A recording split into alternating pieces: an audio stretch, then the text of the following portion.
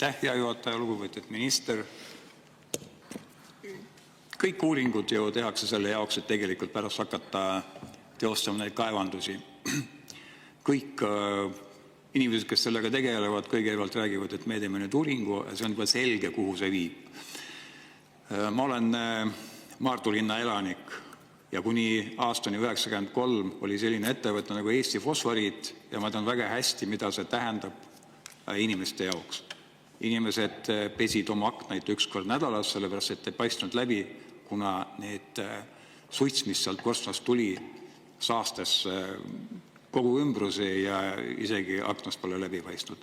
Et loomulikult see uuring lõpeb ka kaevandusega ja siit küsimus, kas te saate aru, mis hakkab toimuma ja kas need võib-olla uued tehnoloogiad, kas nad garanteerivad sellist olukorda, mis oli omal ajal Maardu linnas, sama rebase saba ja nii edasi. Aitäh! Ja, aitäh, austatud juhataja, head kolleegid, hea küsija.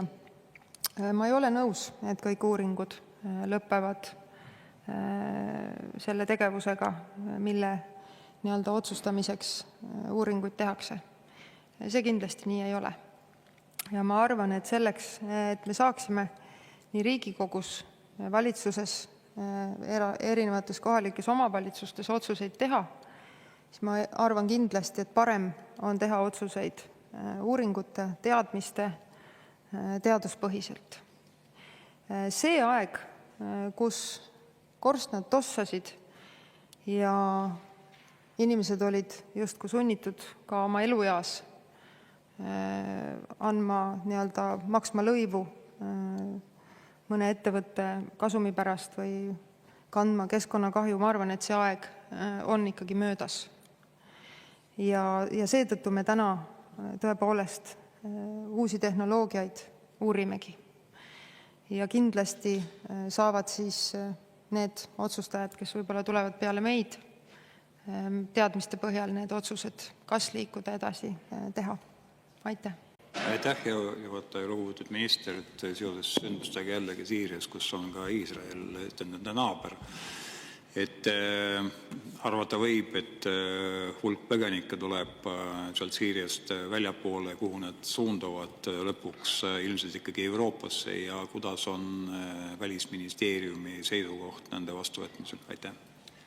Aitäh! No igasugune ebastabiilsus ju tähendab seda, et inimesed peavad siis sealt ära liikuma, aga praegu esmase paari päeva pilt on olnud vastupidine, et tegelikult on hakanud nii mõnedki ja päris paljud inimesed minema tagasi Süüriasse, kes on sealt olnud põgenenud. Et hetkel me ei näe seda põgenike laine tõusu, aga kui seal peaks tekkima tõsine sõjaline konflikt ja tavalised inimesed, nende elu satub ohtu, siis kindlasti see tähendab ka kindlasti põgenike laine tekkimist.